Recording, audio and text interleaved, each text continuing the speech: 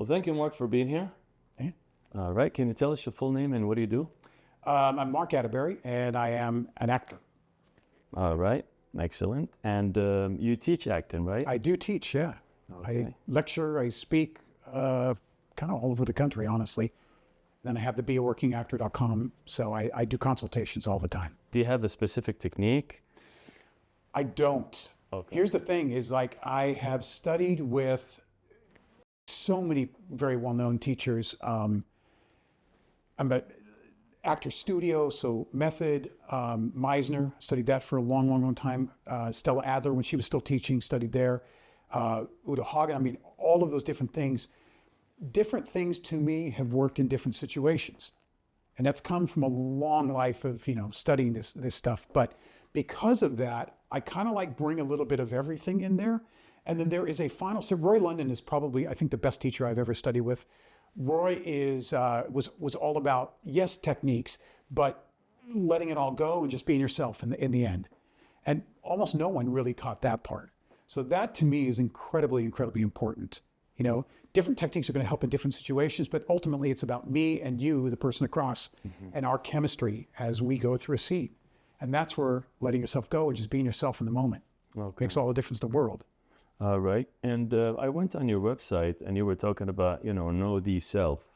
So that's what you basically teach actors to do, to be themselves. Yeah. Yeah, it's impossible for us to be objective with ourselves. So it's incredibly beneficial to know how you're going to be marketable, how they're going to use you in the industry. Once you understand that, then you can totally take advantage of it. We as actors think we can do everything because we're trained that way. And, I did a play years ago where I was a 6-year-old boy and an 80-year-old grandma in the same play. We can do that as actors, but that's not how the industry works. It really is going to typecast you. And that's not a bad thing. Particularly as you're getting into the business, you want to know, okay, what are my strengths? How am I to cast? What am I going to be known for? And what's unique about me that separates me from everyone else in my category? When you know that, then you can jump off and market yourself and put yourself out there as that. It's the best way to go from beginning to now successful. Okay. And so basically the character becomes you or you become the character? It's kind of both in a weird sort of way. We are actors and we do love to pretend and we do love to take on certain things. I love accents. I love doing when I get a chance to do an accent, making that part of me is part of the process. But again, because it's all about chemistry, you and me together and how our chemistry makes something, that's great acting. Because it's about that, you can't do that without yourself. You can't strip away yourself entirely because then it's just empty. Then you're just the character saying character-y things in the way the character would say them. It doesn't totally work that way. You need that strong me to you. And that's how we've worked with all of our stars forever. It's Jimmy Stewart was always Jimmy Stewart, no matter what role he was in. That's why we watched it. That's why we tune in. So I'm a firm believer in that. You know what I mean? It's a little of both. Take on characteristics, try to do character-y things, but we're still going to see you as a person only this big, where me and my actor brain sees me from there to there. But the industry sees me as this. I see. Yeah. And on your website, you said to make it in Hollywood, you need 3 qualities: great look, great personality, and great talent. Right. Can you just elaborate on that, please? Yeah, that came from a CAA agent. She defined a great actor, someone who was going to be with that level of a talent agency, is they've got to have all 3 of those. Great look, the definitions of each is what really got me. A great look is not that you're stunning, beautiful, or whatever, or Brad Pitt or whatever. You are really a strong type. In other words, if I'm a plumber, I look like a quintessential plumber. I just have this interesting look that just fits those roles really well. The second thing, the great personality to me, that's one of the most important things. And I learned this in headshot photography. It's like, without the person's personality, it's just a picture, and headshots aren't just to show what you look like. They're not. They're to show, what's your look, what's your personality, can you act, all of those things. And so that's what you need. You need your personality and how you connect, again, chemistry, how you relate to other people. Nothing defines us better than our chemistry. So that's what the personality is about. It's critical. And a lot of people don't have personality, honestly. And so in the third category was the talent, great talents. But what got me is how she defined that. Great talent is the ability to be yourself in a room, on set, or in a meeting. And I kind of get that. I know exactly what that is. Being yourself is ultimately what it is about. And if you can't do that, you're not going to be intriguing. They're not going to want you on that CAA level. Okay. So, All right. So if somebody, they're going to be themselves on the set, but if they're playing a rapist, I mean, they're not rapists. yeah. How does that work? So I've done that. I've done Okay. that a few times, actually. Now we get into technical acting stuff. To me, it's, yes, I'm not a rapist. I've never raped any, thankfully, never raped anybody. But how do I get to that? Any rapist is probably feeling they're out of control. Like they don't have power. People have taken advantage of it. They want their power back, and they're willing to do just about anything to do it. And that's what they've chosen. I know as a human being what it's like to be out of power and to want that need of power and to do pretty much anything to get it back. I certainly can identify with that.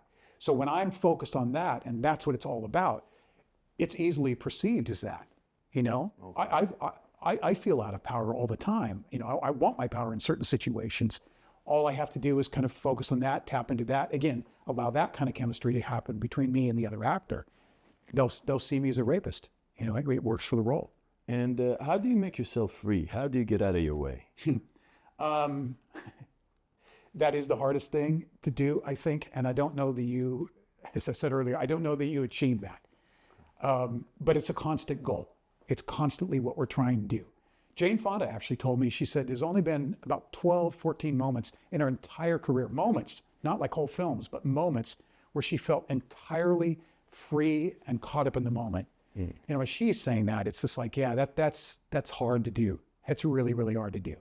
But we have to do it. You know what I mean? It's a constant goal. I don't want to be tied up with emotions or tied up with nervousness or tied up with anything when I'm acting. I want to be as free as I can from that stuff, just to allow the real things to do. Words. I mean, I don't have a great memory. I'm one of those kind of people. And there's plenty of us that don't have great memories. So I have to work tirelessly hard to get that down so that I'm free to go and run with the actual acting. Because if I'm worried about the lines, I'm screwed. It's not going to be a good performance. Yeah. So, yeah. Okay. That's a tough one, though. It is a tough one. It is. Yeah. Well, it comes with experience, I guess. And yeah. Once you're on the set for maybe 1,000 times, he'll just let go and you'll get your own, not technique, but you'll get your own way, I guess. Yeah. Alan Alda, of all people, multi-Emmy award winning older actor, says every single time I'm on a set that first day, I'm like terrified that I'm going to screw up and they're going to fire me and they're not going to want me, no matter what. No matter how many times he's been on set, he still feels that every time. I get that. You know, I'm nervous every single time. I don't think I've ever done a show where, that first day especially, where I'm not like kind of terrified. Mm-hmm. Table reads. I've been fired twice at table reads, you know, because I'm dyslexic. So I don't read well. And if it's a cold read, it's going to be very difficult for me. So I've been fired twice. I'm terrified of that, you know, but I do them all the time. So I have to go in and give it my best. Oh, I see. Okay. Yeah. I studied with the teacher, and he kept saying, do your cold reads, do your cold reads. If you can't cold read, you're not going to book anything. Yeah. So there's a truth to it, right? I think there is some truth to that. Yeah. Fortunately, almost nothing is ever totally cold read. But, you know, when you're on a show and you do multiple episodes, you don't get chances are you don't get the script before the table read. Sometimes you do. Mm-hmm. But there are chances where you're not, that's the very first time you're going to read it.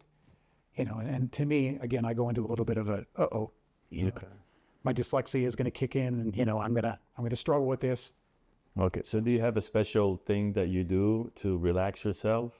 I do. Actually, I'm a firm believer of, like, basketball players have a little routine at every free throw. You know, it's like 2 bounces, spin the ball, 2 bounces, and shoot. You know, they have the same routine every single time because they've done it thousands of times. Uh-huh. So I do the same thing before every audition or every read. Mm-hmm. You know, I'm done with the lines. They're as good as they're going to get. Now I'm just going to take a second. I learned this trick from a psychologist a long time ago. It's look up, open up.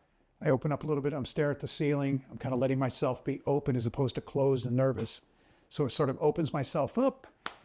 Take a couple of really big breaths, which I got from the actor studio training. You know, with breaths, nothing's better than big breaths. Let it out through the nose. That relaxes me even more. And the last thing I do is I go, okay, you know as much as you're going to know, go have fun. When I give myself that permission, you know, putting that in my head, it's totally fine. And the truth is, I'll still get nervous. Okay. But nerves aren't going to get me. It's just like, yeah, the nerves are there. Cool. I'm an actor. Of course they're there. They should be there. Ready to go. Okay. You know, as long as you give yourself that little ready to go, you know, go have fun. Right. That's when it pays off. So I do that at table reads too.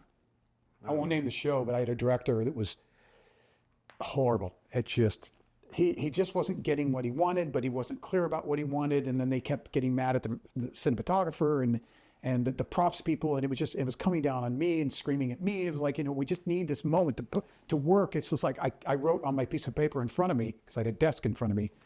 I said, let it all go, have fun anyway. You know, I had to remind myself to do that. So, and it's true. You don't want to get caught up in that. Mm-hmm. You just want to focus on what you do, keep yourself as free as you can. Yeah. Breaths help. I mean, it's amazing how when, like you said, you just put it on a piece of paper, let it go, have fun, do this and that. It helps a lot. Oh, yeah. It does. Yeah, it does. Because you don't want to be focused on that. Mm-hmm. You do want to be focused on what you do, you know? And do you have any tips on auditioning? Yeah, quite a few. It's the funny thing about auditioning to me is that they don't totally know what they want. Okay. You know, obviously they got the role, they've written, the breakdowns are written, they've got the, you know, they have a general idea of what they're looking for. The writer probably had someone specific in mind when they wrote that script, but really the director, they don't totally know. I think that knowledge helps me an awful lot. I love the Bryan Cranston thing of, you know, you walk in and just go, look, this is another opportunity just to act. Take it as that. Forget about the job.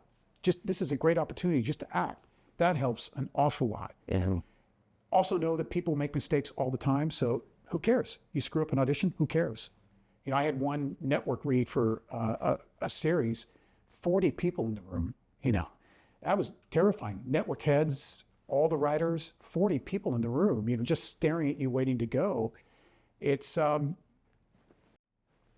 can make you very, very nervous. But I, again, going back to what I said earlier, I think just kind of taking that breath and just go, you know what, man, this is my opportunity to act. Have fun. Let's do it. Mm-hmm. That kind of mental adjustment really, really helps. Okay. You know, I used to, years ago, I'd shake, you know, my paper would shake. I'd be so nervous in rooms when we were in rooms. And I go, oh, great, they're seeing the paper shake. But they see that from everybody. So it's okay. It is okay. Yeah. To me, if nerves aren't there, that's an indicator of, okay, we got a problem. You know what I mean? Why are nerves not there? Writers write ordinary people in extraordinary situations. I'm being pretty ordinary, but I can't deal with extraordinary if I'm not there mentally. You know, if the adrenaline's not running, mm-hmm. Perfectly fine to have nerves going. It's important. Yeah, that's good to know. Yeah. And you have on your website guidelines on how to become a working actor in Hollywood. And there's a lot of them, like you have to do your own thing. Self-production. Yeah, thank you. I'm a massive advocate of that. Mm-hmm. It's helped so many people in their careers. And we're at a time where we can do that. Mm-hmm. You know, it's so much more affordable. Okay. So do you have like steps on how to become a working actor? Like the actor has to do a couple of things or maybe more than a couple of things to become known in this industry. Yeah.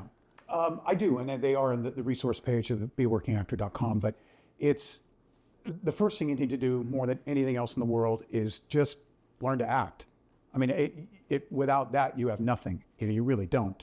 So, and it's that Steve Martin thing where he talks about, you know, his advice to actors is get so good they can't ignore you. Yeah, that's where it all starts. So to me, that's always a primary focus no matter what.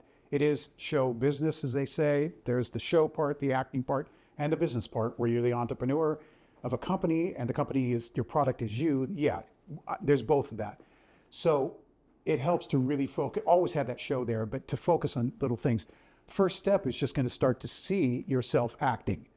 So it's get involved in classes, you know, start acting opposite people, you know, get the chemistry going, like I said, figure out how this works, get comfortable with lines, know how to hit marks while you're saying certain lines and develop the chemistry all at the same time. Practice at that, and then you're going to start getting some things on camera. You could do student films, you could do self-productions, you can do all kinds of things. So, you know, you're going to get that going.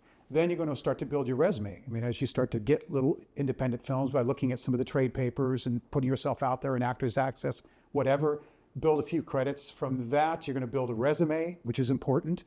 And then you're going to start to get some footage together for a reel. You know, those two things are very important. Headshots, resume, reel. Those are the three basics of every acting career. So you're going to build on those things. Then you're going to add an agent once you get to a place to where you think you feel comfortable enough. You know? Did you have a question? Well, I was going to elaborate. Sorry to interrupt you. No, it's but I was going to say, how do you find an agent? Well, and that's, it's funny, of all the things I get asked as in my consultations, that's the one that comes up the most. Mm-hmm. He's like, how do I get an agent? I'm just struggling. How do I get, it is probably the most difficult thing to do, other than just being at the right place at the right time. You know, it just is. It's persistence. You know, you can look on you can go to SAG's website. On there is a list of all the SAG franchise agencies, which means they're going to be legit. There's ATA and SAG franchise. Those are the two categories. Any of those are legitimate. And so you can go to their websites. You can see how they like their submissions, and you can submit. You can, there's some services out there. Rapunzel, it used to be, it's spelled a little bit different. I can't remember exactly how it's spelled. It is, I think it's Z-E-L, Rapunzel, but it is an actor's email service. Basically, he set it up. He did a great job of your email is going to go to the right person at each agencies, and he's only going to list the legit agencies. Okay. So for a fee, he sets up that system for you. You can do that. There used to be showcases. I don't see a lot of good showcases anymore where you can get in front of them. If you're in college, you know, there's the leagues in some of the bigger ones, so they get their opportunity to read in front of agents. You know, you find whatever way you can. It's just, I would not pay a lot of money. These are generally scams, you know, for some place where they're bringing in 500 kids. They get to meet casting directors. Those typically, if you're spending a lot of money, are scams. Yeah. So I would not do that. But it's just persistence. I mean, when I first started into the business, I decided, you know what, I bet they don't see a lot of face-to-face people. I figured the receptionist is going home probably around 5:30, 6. So if I show up at 6, chances are very likely I'm making an agent opening the door. I did that repeatedly. And they say, don't do that, but I did it. And actually, 2 of my best agents came that way. Okay. So, you know, it's just like, hey, I like you. I like your personality, you know, and it's why don't you give me your materials? And I did. You know, so, and that's tough. That's risky. Okay. I got a lot of no's too. I'm not going to lie. It's like, hey, we don't take walk-ins. It's like, I get it. Totally understand. All right. And sometimes too, if you just happen to get something really great, a really cool piece of work, and someone sees it, they might call you. That's a great way to go. I mean, think about it. It's any product line in the entire country. They're salesmen. You know what I mean? Any car lot, obviously you've got to keep bringing in new models and things. Otherwise people lose interest if you just keep selling the same thing over and over and over. So they are always open to new things, new models, new people, new actors, you know, always. So film festivals, do you think they're good if you make your own movie and you... I do. Okay. Yeah, no, I think they're great. Okay. It's 2 things. I made this stupid mistake of, I said to myself, I would never go to Sundance until I had something there. You know, I had a reason to be at Sundance. When I finally did, I was like, well, this is ridiculous. What a great place. You know, people are mingling, they're talking, you're meeting all these people, you're making relationships. So that aspect is incredibly cool. You never know who you're going to form a bond with. That could help you in your career, you know, down the line. And yes, getting something in a festival, there is a cool buzz about the festival and the festival films and all of those things, and it helps to be in those films. Okay. I've certainly booked work from things I had that made the festivals, you know, just because someone saw me or, you know, were reminded of me or whatever. So Yeah. it's a great scene. I saw an interview, this guy was talking about festivals, and he said, you know, Sundance, Tribeca, and he said one more festival, I forgot the name of it. He said that's where agents and managers and, you know, producers go to watch the movies. What about the rest of the festivals? Yeah, there's a ton of small festivals. I don't know how many agents and casting people will go to those. Casting people might, if they have a film there, they do that very often. Okay. But yeah, agents, I don't know. I would think, yes, they would hit the major ones for sure. Okay. You know, some of the bigger agents might go to Toronto Film Festival or Venice, you know, some of those kind of things. Or even the AFM, American Film Market in Santa Monica once a year. You know, they might actually check out those places. You never know who they're going to find. Okay. And now we have YouTube, so you can make your own movie or production and just put it on YouTube, and you never know who's going to see it. Yeah. Maybe it's not going to happen right away, but if you're persistent, like you said, Exactly. Yeah. One of my very close friends from high school, her daughter is an influencer, pretty big influencer. And she called me up and said, "Hey, do you know who CAA is?" And I went, "Yes, of course I know who CAA is." She goes, "Well, they keep calling me. They want to sign me." Like, you know what? You get millions of followers. That's what happens. There's value to that. So if you have an Instagram account and you have 1,000 followers versus if you have 6 million, of course, it's good to have 6 million. Yeah. But if you have 1,000 or 500, is that a big thing? Like agents look at that? It can be. It can be. Once you cross over about 10,000, it starts to get a little bit noticeable. Okay. So yes, it can. But there's people like me. I don't like social media. You know what I mean? It's not my best way to market myself. For others, it's a tremendous great way because that's comfortable for them and their personality. For me, it's never been a comfortable one. I've done it. I did a blog that actually got tens of thousands of followers, but I didn't like it. I just didn't like it. I like mystery. I like not saying a lot. I like being found. So that's just me. So there are other ways that I have to market myself, get my materials and things out there. But if you are good at that and that is the thing that you enjoy doing, do it. Yeah, absolutely. But it's not a determining factor if an agent's going to hire you or not. No, I mean, look how many famous actors don't even have accounts. There's quite a few. Yeah, but they're famous. I mean, they made it. They did, but they didn't make it with it. Okay. Yeah. Okay. So there are plenty of ways to market yourself. You just got to determine if that's a really good one. Okay. I remember when it started being big, everyone was saying you have to be on social media. Like, well, I don't know if you have to be on social media. They have TikTok, they have Facebook, they have Instagram, they have, I don't know how many social media platforms. Yeah. I mean, it's like a ton of them. Yeah. I only use Instagram and Facebook, and to be honest with you, I'm not big on social media as well. But there's a lot of them. I mean, it's just like a full-time job to have all of these social media platforms on your phone and just advertising. Is I don't know. Well, to me, it's gambling. I mean, if you really would put your time and your effort into it, it is sort of gambling. That stuff is no different than acting. Okay. If your personality is interesting and watchable and you're a person that's grounded and connected, even if you're high energy and doesn't feel like you're grounded, if you really are connected and you love what you do and you love that passion shows off, that's a huge factor. Some people don't have that. Many people don't have that. Okay. They're just not good on camera. They're not comfortable with that. The love doesn't come across in an infectious, passionate way. So if that's not there, that's going to be very difficult for you. But if that is there, it's still difficult to know, are you going to be one of the tiny handful of people that does blow up? There is no formula to that. There's no way to make sure that you are one of that tiny group of people that blows up. But that's true in acting too. I can name, again, the class of Charlize Theron, so many huge celebrities in that class, that now are huge celebrities, but then there's just as many great actors that didn't make it. Does age matter? Somebody over 40 want to be an actor. What do you think about that? No, I don't. In terms of can you make it? No, it doesn't matter. Obviously, if we look at the numbers, you can see that the primary demographics are going to be between late teens up until 30s, That's the primary demographic. So obviously, there's a lot more roles and things available in that demographic. But no, I mean, I worked with a person who at 60, late 50s, decided she wanted to get into acting. She had visited when she was younger, didn't have any success, decided to come back. By the time she's 60, she works nonstop now, And this is not a person who has any special gifts or anything you would expect.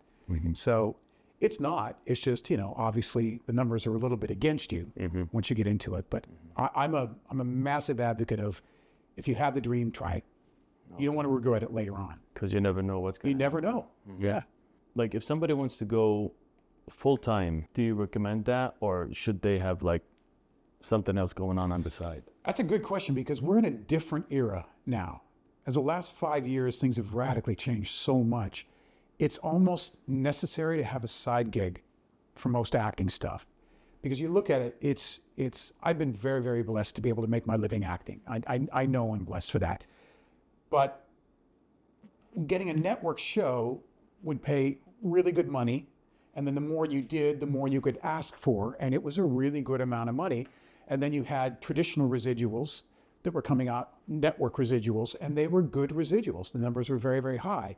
With streamers and all of the different things, cable, those started to go down with the loss of DVD sales. The movies started to go down. you can't make residuals what you used to make anymore. So working 3, 4, 5 jobs a year, if they were decent jobs, you make a good living. Those days are gone. Now you've got to do 15 shows, to do a decent living. It's become very, very difficult, And I don't know, I'm high up in some of the national boards of Screen Actors Guild. We're fighting as much as we can to get as much as we can, particularly in residual area, so we can continue to support ourselves, because it is hard to make it. Yeah. And yeah. Instead of 22 episodes, doing 6-episode things and things like that, that complicates matters. It's just impossible to get anything above scale anymore. So a lot of factors have happened. Okay. I do think it's smart to have something on the side just to protect you. Also, you don't want to be in a panic. When you're panicked for money, it's really difficult to be a free artist, feeling comfortable with the art. So you start to get desperate. Your auditions are like, I just really need this job, as opposed to, this is so fun, check this out, hey, nice chemistry, whatever's going on. That starts to go to the wayside when all of a sudden desperation sets in. And going back to the agent, when do you think it's a good time for you to find another agent? Let's say you have an agent, but you're not getting many auditions. I mean, when is it when you say, oh, you know what, I had it, I got to find another agent, I'm out? Yeah. That's it. My thing with agents has always be with someone that's excited about you. So when you see the excitement starting to go, they're harder and harder to reach. You're not having any communication with them, even though you're trying. And actors need to try. Okay. I get really upset at actors that go, well, I haven't talked to my agent in 6 months. Why? I don't know. I just didn't want to bother them. So you're a team. It's like saying, we have a partnership here, but I'm not going to talk to my partner. You have to do that. You have to take initiative to do that. They have a ton of clients. They're not going to take initiative to talk to everybody.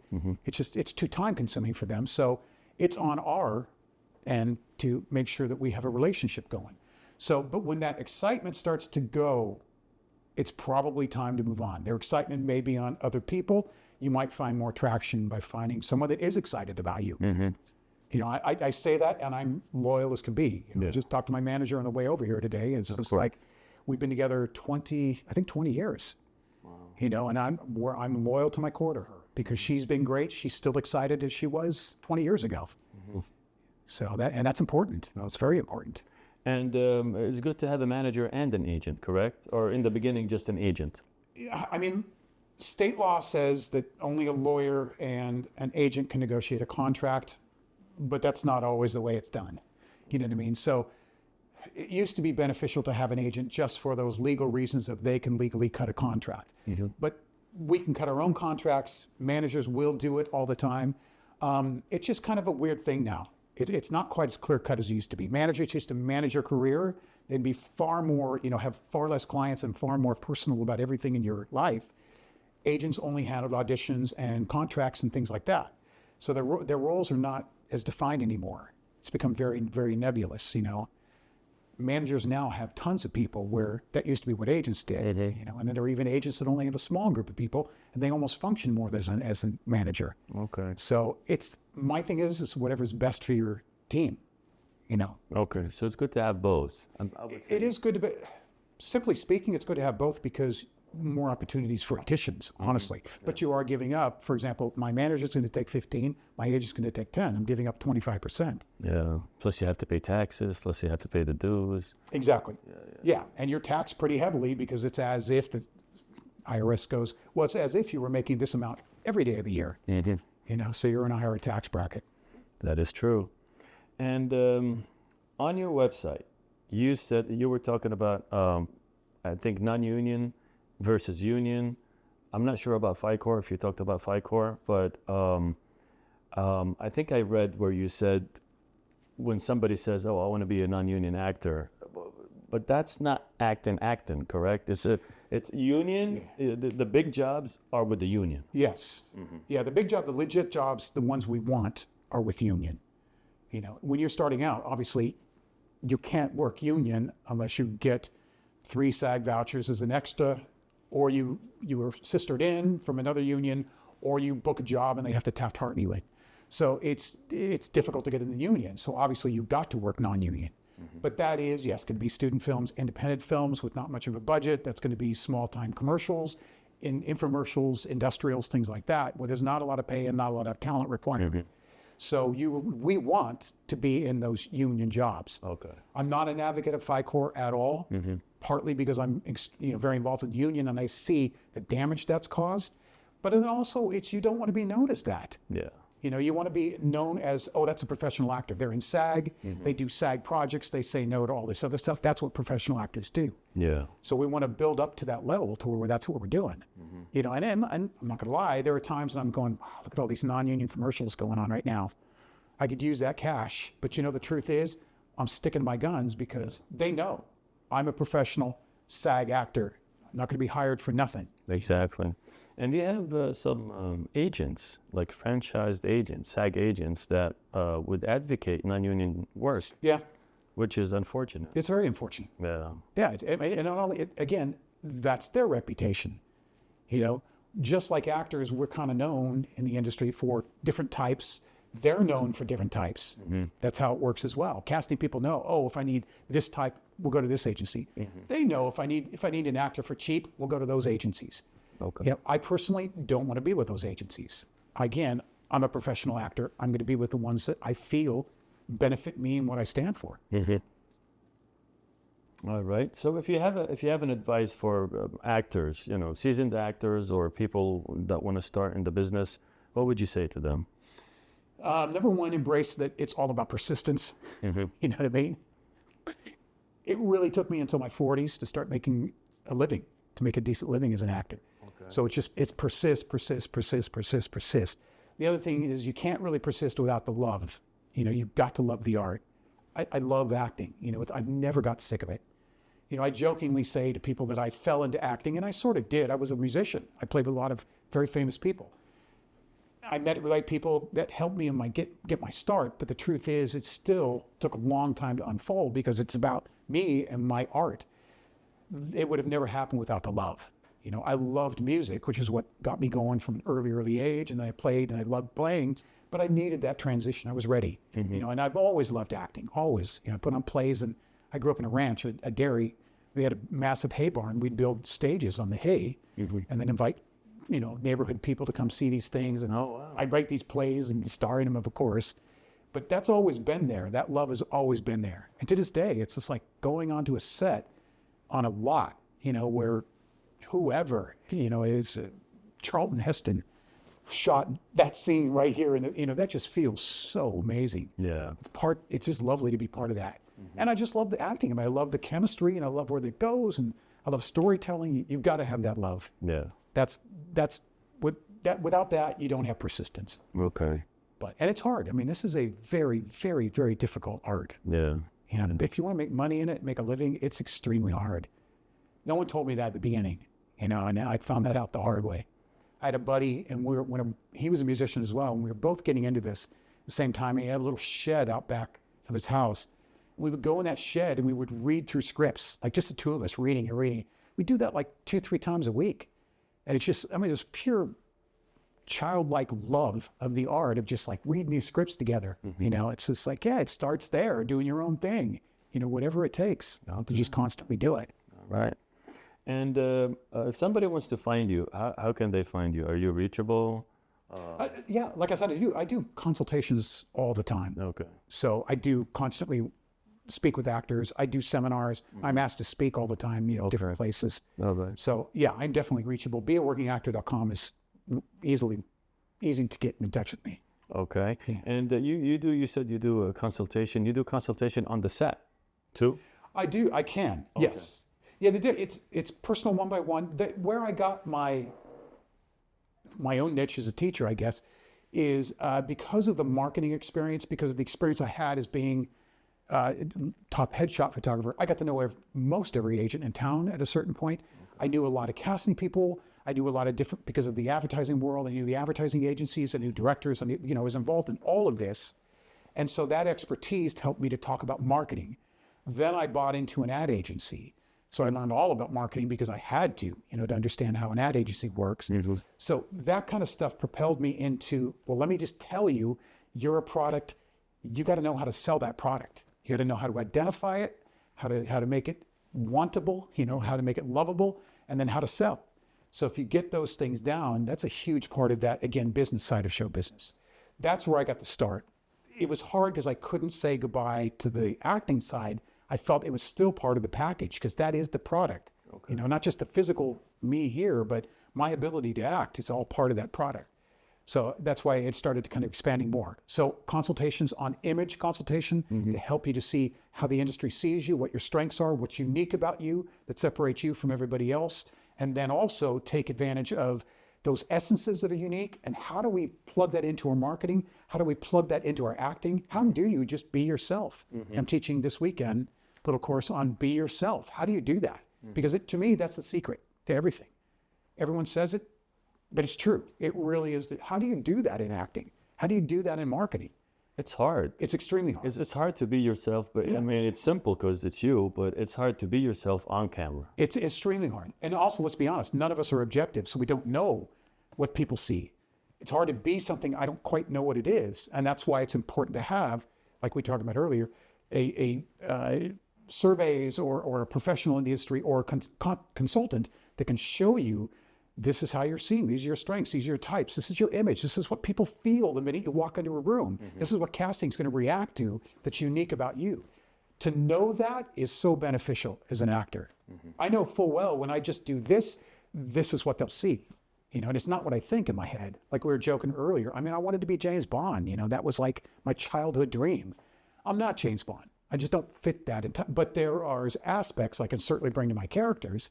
However, I know when I'm trying to be James Bond, they'll see me as this role instead. And I go, okay, I get that. So I just try to do this and they get that. Got it. I know what I'm doing. It's the cool thing to me about acting is you never know what the audience is getting ever. And anybody who's done stage, it's like you get that. It's like your worst show ever. It's like people are like, that was mind-blowingly good. You know, it's you just don't know.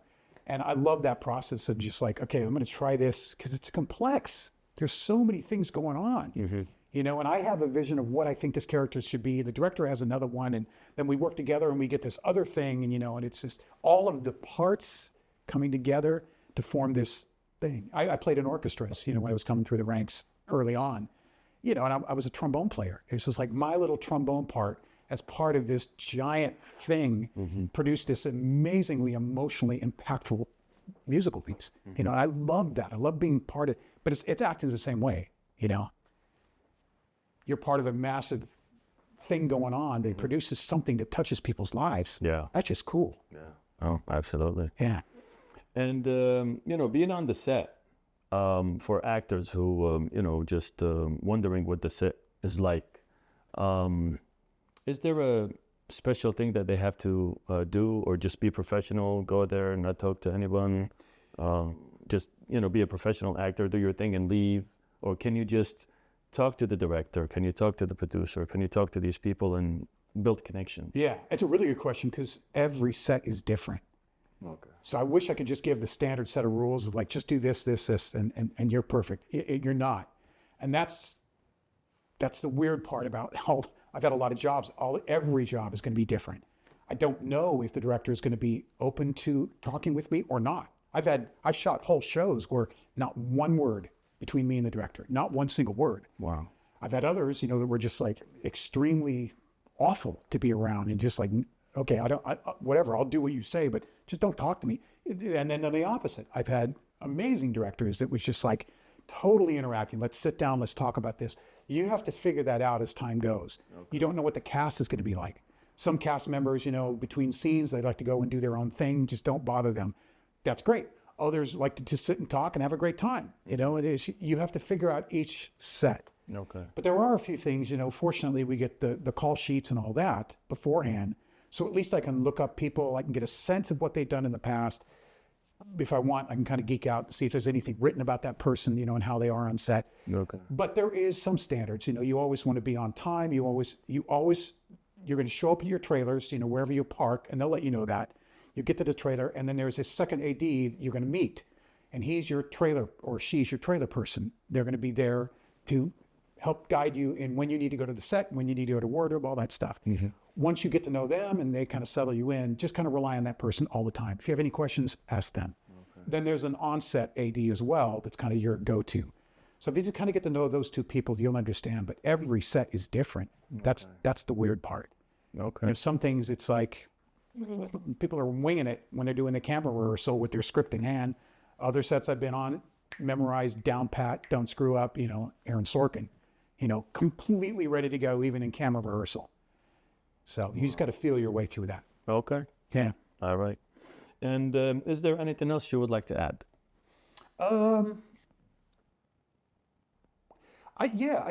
Actually, this is the thing I've been kind of focused on a lot lately, and maybe it's because of where I'm at in my own life, but the chances of making great art without incredible passion is pretty minimal.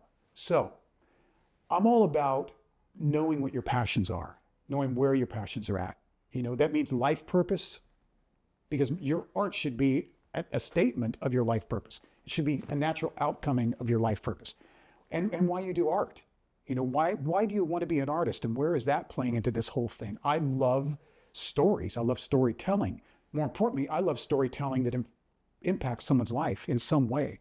The fact that I can have, and I have several stories, you know, I've told in different seminars and things where I did a role and it profoundly affected someone's life, and you just go, well, that's amazing.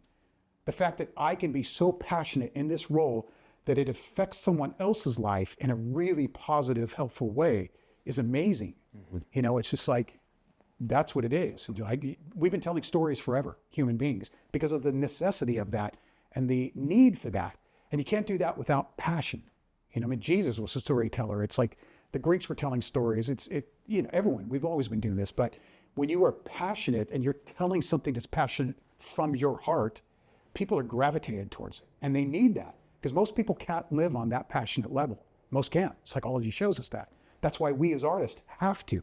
We have to live these passionate lives so those watching can be, you know, taken on a path with us, and they sort of live through it as well. So I'm all about that. So never lose the passion. I just think that's the most important thing. Be in touch with who you are.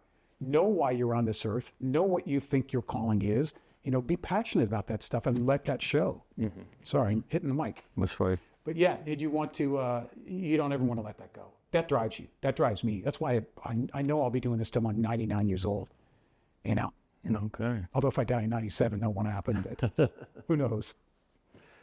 Well, Mark, yeah. Thank you so much for being here. Oh, my appreciate pleasure. it. Yeah, a lot of fun. All right. Thank you, sir. Yeah.